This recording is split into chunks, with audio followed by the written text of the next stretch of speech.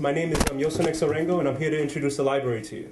So I'm just going to give you a brief PowerPoint presentation on what we have in the library and what we have in our collection and everything. So go to the next slide, please.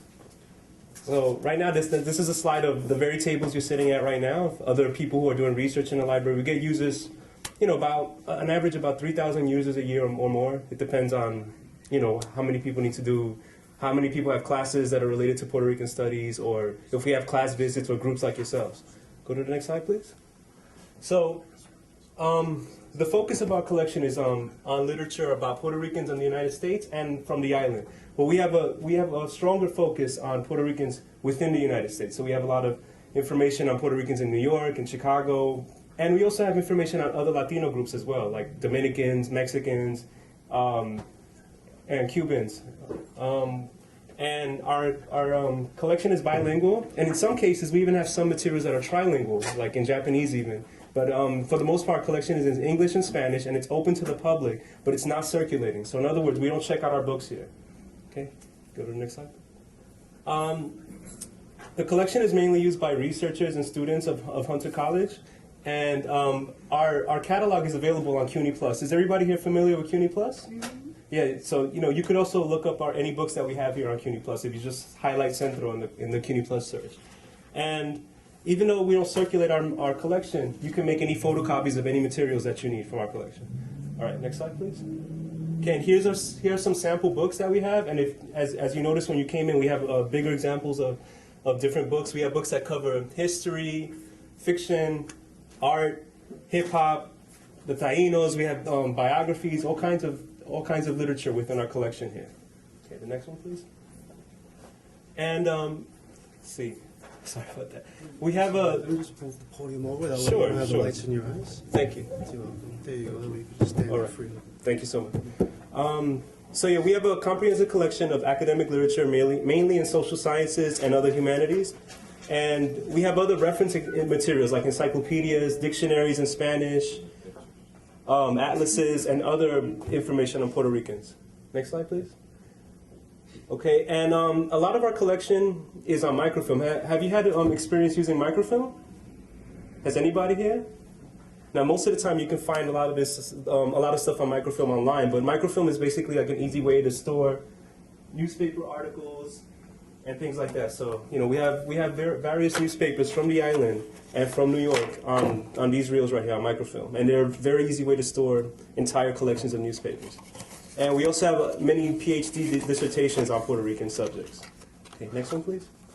In addition to that, we have various films, including documentaries and feature films that feature Puerto Rican actors or deal with Puerto Rican topics. Like we have, of course, West Side Story in our collection. We have The Warriors, because some actors there are Puerto Rican. But we also have a variety of documentaries such as La Operación on sterilization and various others. And we have a vast collection of periodicals, about 500 different titles, including our Centro journal, periodicals on social sciences, on music, on hip hop, on a huge variety of topics. Okay, next one, please. And we also have access to many electronic databases where you could pull newspaper articles or journal articles related to Puerto Rican studies. And finally, we have a large collection of rare books that date back to the 19th century that we keep in a special section. So if you ever want to access books from those, just ask us at the library and we can provide those books to you. Next one. And here are some online resources that you can use to get more information on Puerto Rican studies. I'll leave this slide up here for a little while. And we also have the Centro Facebook page. So if you're interested in becoming a member, just look us up. Just type in Centro on Facebook and you could join us, be up to date on events that we have and other upcoming presentations, book talks, and various other events. Okay, and that concludes the presentation of the library. So now I pass it. Thank you. I pass it now to Pedro, who will discuss the archives.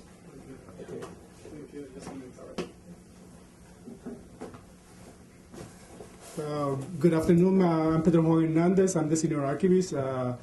First, we want to expose you to the new generation, and now the old generation is going to speak a little bit about the work that we do here in the archives.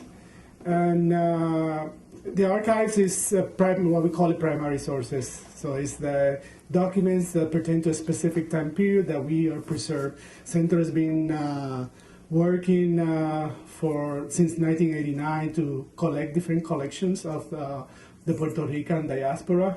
And the purpose of that is basically we want to deal with to preserve and to make those resources available for people. And the reason, this is the archives of the Puerto Rican diaspora, and just go to the next one. Most of the time, when we talk about the Puerto Rican community, or even yourself, we talk about different issues that concerns your daily life. And the archives, although it's dealing with the preservation of historical documents, is doing the same. We try to look in the past about different themes that describe the history of the Puerto Rican community and Latino communities here in New York City, and not only in the city, but throughout the country.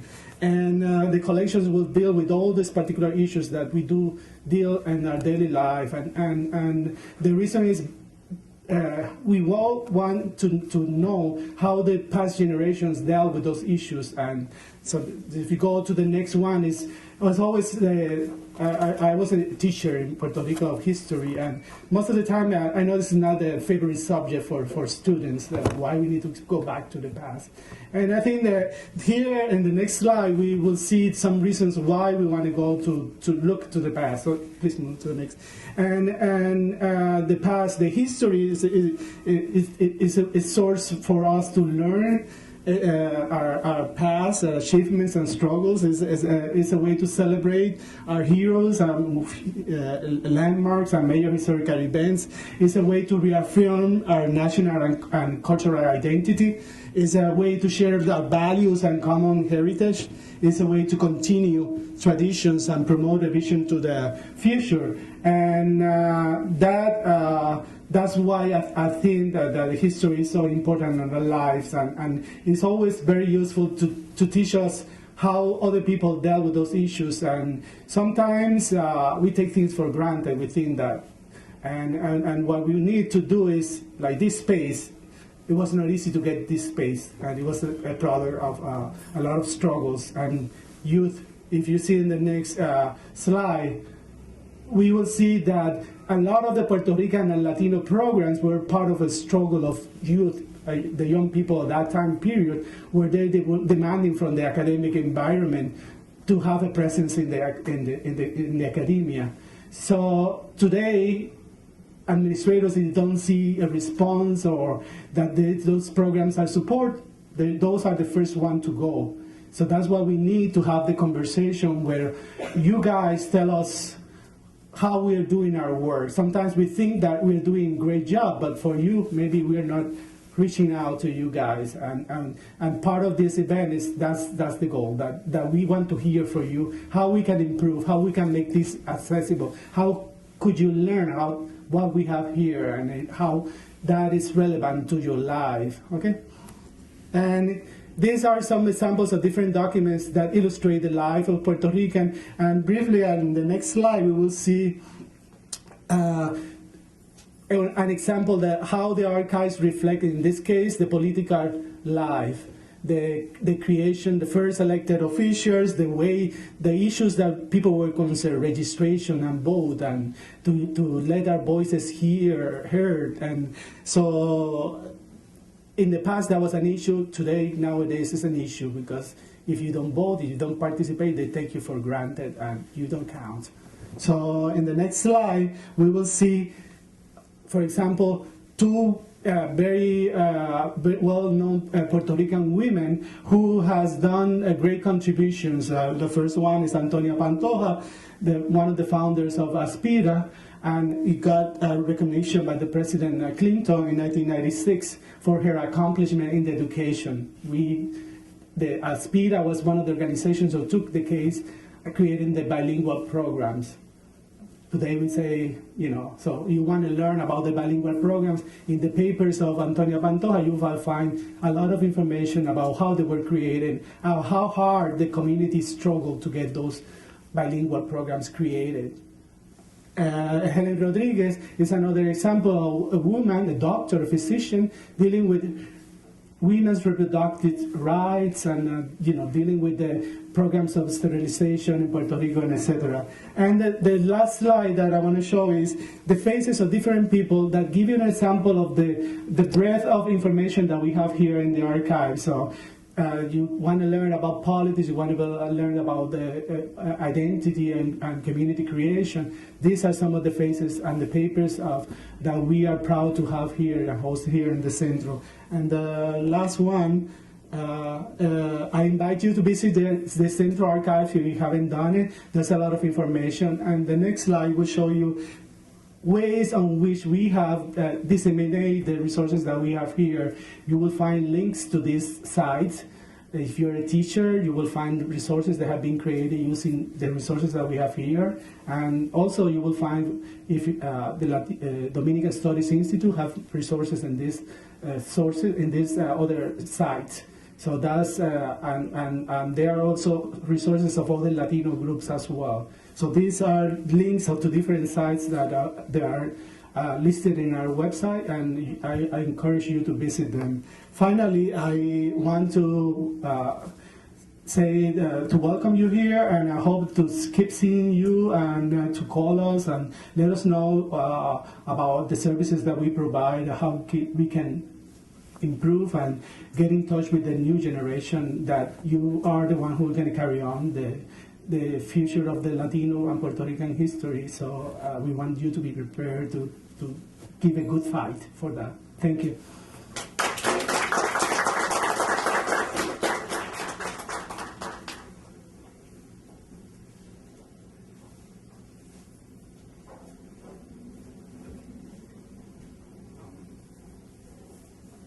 Good afternoon, everybody. I'm going to go really quickly because I want Joe Conzo to have plenty of time to talk. I was brought in, my name is Ramírez, I'm a project archivist here at Centro. I've been here for a little while. And I was brought in to talk about some of the more so-called sexy collections that we have at Centro that might appeal to the youth of today. And so first of all, I'm going to talk, and so it's just a show and tell. I'm showing you some materials that we have, and then if you have questions, you could always email us or write us or come on by again and talk to us about it again. First of all, I want to talk about the Pedro Pietri papers. If any of you know who Pedro Pietri is, he was a poet. He was one of the founders in the Rican Poets Cafe. He's really well known as one of the sort of initial founders of what's now called the slam poetry. But and he's really well known for having written Puerto Rican Obituary, which is sort of this sardonic take on the Puerto Rican migrant experience in New York. And it's really a well-known poem because it was read at the First Methodist Church, I think the First Methodist Church, which is in East Harlem, at one of the initial gatherings of the Young Lords. And in fact, there's a clip, if you come to the archives, we have a clip that was used at the Museo del Barrio when they did an exhibition of Pedro Pietri's artwork as well. There's a clip of him reading it at the First Methodist Church, and it's a really cool clip of him doing that. But basically what we have here is just some flyers that we have from the collection. He was also, beginning in the 1970s, he was a playwright as well, and he had several of his plays produced. Now his plays, like his poetry, were kind of absurdist and sort of vulgar and ironic and what have you, so they're really fun to read, but they nevertheless they were produced as really interesting places. I think the Puerto Rican Traveling Theater, if anyone know that company, produced some of his plays, and Jose Ferrer, the actor, Jose Ferrer, the Puerto Rican actor, directed one of his plays at some point in time with this company called the HB Playwrights Company. So as you see over here, there's a flyer for one of his plays called Appearing in Person Tonight, Your Mother, which was at this experimental space downtown called Café La Mama on East 4th Street in the East Village, as well as another performance he did with a musician at that point in time. Her name was Brenda Feliciano. Next slide, please. Here are just some additional examples of some of his activities in East Village. Now, the thing about Pedro Pietri is that he's really well known as a Nuyorican, a Puerto Rican poet, and establishing a certain Nuyorican aesthetic, but he was really an integral part of the downtown poetry scene. I think that's one of the things that a lot of people emphasize, that he wasn't just a Puerto Rican poet, that he really was active in a certain very vibrant poetry scene in the downtown area. So here, you see a flyer for a show that he was putting together with his then friend Bob Holman, who's also a poet, and it was at the gas station, which is also an experimental performance poetry space that usually exists in the Lower East Side. And if you see at the far right, there's a photograph of him taken by the German photographer Marlies Malmberg, who's documented the Lower East Side for 30 years. There's a picture of him amongst other well-known poets at the time. I mean, obviously you see Piri Thomas, but also you see, go back please. Go back. Thank you. Bob Holman's there, Taylor Mead, Allen Ginsberg, if any of you know Allen Ginsberg is there, as well as Nancy Mercado, who's also a Puerto Rican poet as well. So next slide, please. Miguel Algarin, who was also one of the founders of the New Rican Poets Cafe. This is just to quickly show you the Puerto Rican Obituary also existed as a play, and this was produced at the Henry Street Settlement House, which is also in the Lower East Side. And you see, there was music by Jose Machado and, set to sign various people, but I just wanted to show you that it was also had a different life beyond being just a piece of poetry. And then just on the far right hand side, you'll see that he was also an active participant at the St. Mark's Poetry Project, and this is a poster from the St. Mark's Poetry Project, and it was like this. It was a New Year's benefit. They did this every single New Year's, where they would just have poets reading for hours on end through the wee hours of the morning. And so they have names of various poets here, including several Latino poets or Puerto Rican poets, and one among them is, of course, Pedro.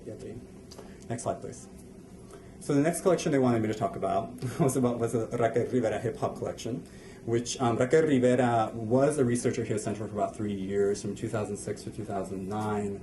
And Raquel comes from the island. She moved to New York in 1994, but she was extraordinarily active in what was then called the underground scene in Puerto Rico, and which is now, I guess, interpreted as reggaeton. And so her papers, really the strength of her materials are the countless CDs, cassettes, underground cassettes that she culled and put together throughout those years. And so it's really extraordinary because you have basically a veritable history of the underground reggaeton scene in Puerto Rico, but also you get a really extensive history of Cuban hip-hop and Brazilian hip-hop, as well as Puerto Rican hip-hop in New York City and on the island. In fact, Yosenex, when Yosenex was showing one of the images of one of the books that we have, one of the books that you saw was New York Ricans in a Hip-Hop Zone, which was Raquel's first book. And she just last year came out with she co-edited a compilation of essays on reggaeton, which came out last year. And we had a book party here at Centro for it. So next slide, please. So these are just some examples from Raquel's archives. As you see, there's a promo, I guess a headshot of Vigo C, looking very 90s. And then you have over here, the group The Noise for performing in Puerto Rico. And as you see, it's called, it's Club Caribbean, but it was called Underground at that point in time. It wasn't called reggaeton or anything else. Next slide, please. Next slide.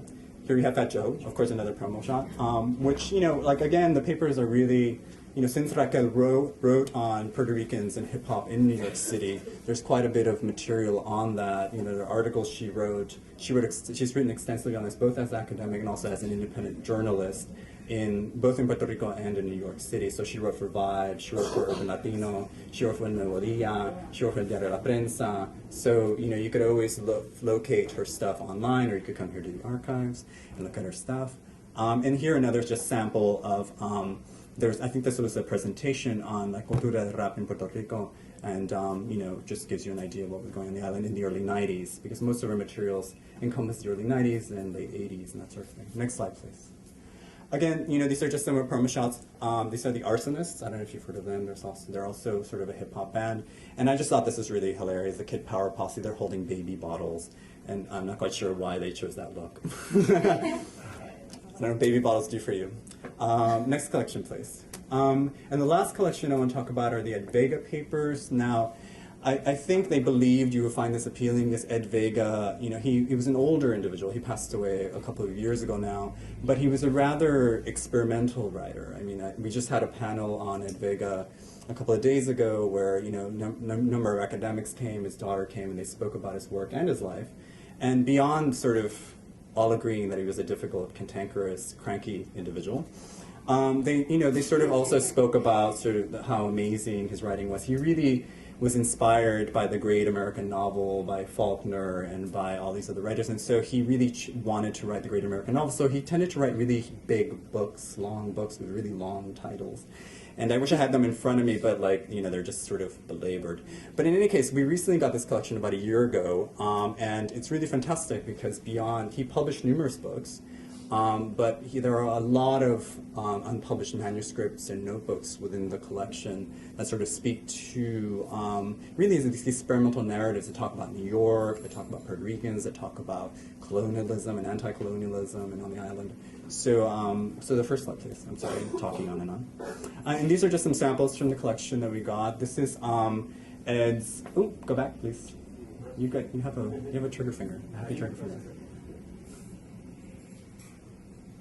This is just his ID card when he was an airman. I think he was in the Air Force, and he was 18 in this photograph. And this photograph was taken in 1956, I believe, or something like that, or around there, 56. And then this is just a photograph of Ed at the bottom with some friends on the island. Next slide, please. This is Ed when he was young, and this is a flyer of when Ed was doing a reading in 1985, and he was reading with Nicolas Amor, who's also a well-known Puerto Rican writer. You can go ahead now. It's just photographs of Ed. Ed was also, he was one of the founders of the Clemente Sotoles Cultural Center in the Lower East Side, and he was one of the directors for about 10 years, from like 1990 until 2000 or something like that. So that collection is extraordinarily rich, it's really untapped, he's really unknown as a writer, unlike, your Esmeralda Santiago's and, and when you're speaking of Dominican writers, Julio Alvarez and what have you. He's kind of like, on the edges in many respects, and I think that's why they wanted me to talk about him.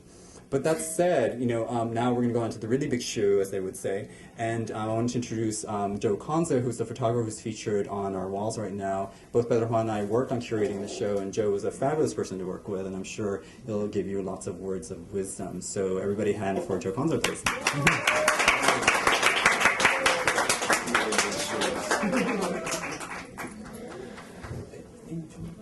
Peace and blessings, everybody. I want to thank you for coming out today. A little bit about myself. Puerto Rican kid, born and raised in the South Bronx. I come from a big political activist family. That's a picture of my grandmother on the wall there. El Centro is named after her. Those are her words up on my exhibition over there. My grandmother, Dr. Evelina Antonetti, was instrumental with Dr. Antonio Pantojas in starting bilingual education in the public schools, summer youth programs, summer lunch programs. My father was Tito Puente's manager. I went to school with some of the pioneers, some of the pillars of hip-hop. So when I wasn't hanging out with my dad taking pictures of Celia Cruz, Hector Lavoe, and all those beautiful musicians, I was hanging out with the guys I went to school with, Africa Bambaataa, the Cold Crush, and all the guys that started hip-hop. What El Centro is doing today is fantastic. What they have been doing for years is fantastic. We need to document our history, our culture, and not allow somebody else to do it for us, okay? And it's important that, if you love something so much, your culture, your whether it be music, whether hip-hop, salsa, whatever it may be, it's important to know the roots and its origins. I have a 22-year-old son today who can recite Young Jeezy and Mario and all that, but you ask him who Kool Herc is or Africa Bambaataa is, he doesn't know. And these are the founding fathers of this global billion-dollar industry that we call hip-hop. If you love something so much, know where it comes from. How many people know that Tito Puente played on the first hip-hop record, Rapper's Delight? That's history. That's our culture. And my hat goes off to you guys, and I know you guys are from like different colleges and different groups, but coming together and forging a force to continue this documentation of your culture, your history, whether you're Dominican, Puerto Rican, Irish, whatever, it's important to claim or keep our own. I was fortunate enough that El Centro had, for many years, they had been trying to get me to do an exhibition here and trying to get my archives here, and it finally came to fruition a few months ago, and I hope all of you's got a chance to see some of my pictures of the Bronx when the Bronx was burning, so to speak, of the humble beginnings of hip-hop. This is a picture of the Cold Crush brothers playing at my high school prom. But this picture has been in countless movies, countless books, in a whole slew of publications. And so we finally came together and we did the exhibition. And I'm honored to do something here with El Centro because, like I said, El Centro's my grandmother's, the Centro is named after my grandmother here. As you saw earlier, my aunt Lillian Lopez, who was the head librarian of all the Bronx libraries, her papers are here. My other aunt, Elba Cabrera, her papers are here. So it's important that this continues. It's important that what you guys are doing continues. It's important that you guys continue to reach out amongst yourselves and grow and pass that knowledge, pass that history on to others and just grow collectively, I was fortunate enough to be a chubby little kid with a Angela Davis afro walking around taking pictures at a young age. And never in my wildest dreams that 30 years later I would have put out a book called Born in the Bronx. And that book has brought me to Korea, Japan, Amsterdam, London, going to Germany in September. I mean, it's just been a blessing. It really has. That's about it. Know your history. Document your history, document your culture. Be proud of who you are, whoever, whatever you are, and do it, and go forward, and God bless.